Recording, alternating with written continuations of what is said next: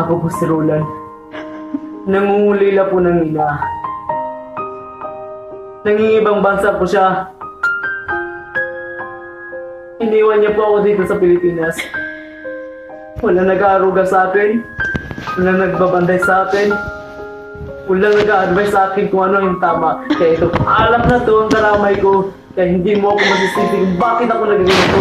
Dahil iniwan mo ako. Sana hindi na lang ako naging ina mo. Sana hindi rin kita naging anak. Ngayon kung inisip mo na hindi mo ako pinili bilang ina mo, sana naisip mo rin na hindi ito ang buhay na pinili ko para sa inyong mga anak ko.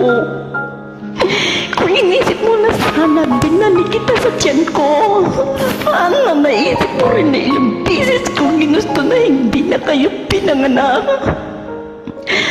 Para hindi niyo maranasan ang hirap dito sa mundo. Pero nandito na ako, nandyan kayo. Kahit nandito ako saan mang lupalot ng mundo, dito dala-dala ko ang obligasyon ko sa inyo.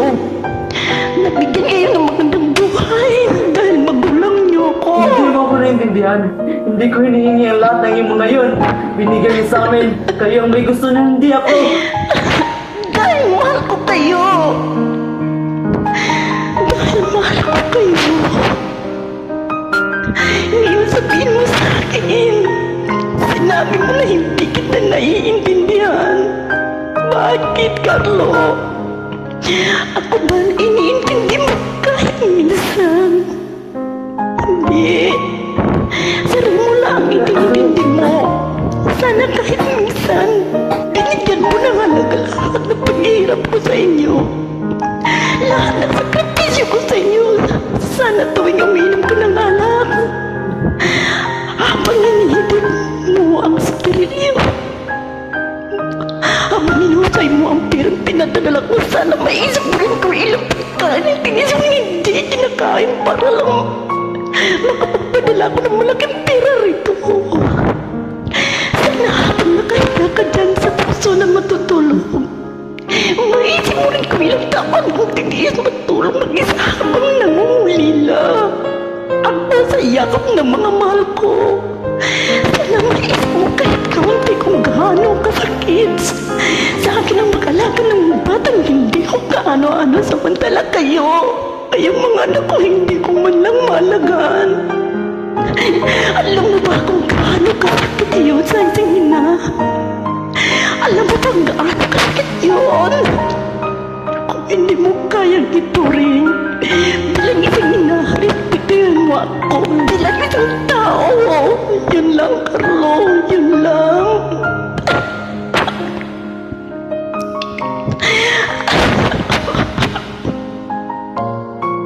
Nay, pagkawarin mo po ako. Mahal ko kayo mga anak ko. Hindi na po mauuli.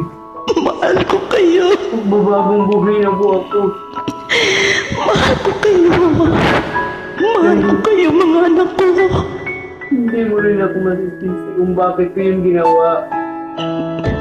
Handa po akong magbago na eh. Para po bumalik yung sarili ko. Magbago po ako.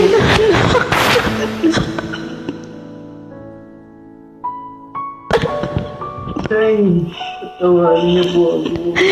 Mahal ko kayo mga anak ko.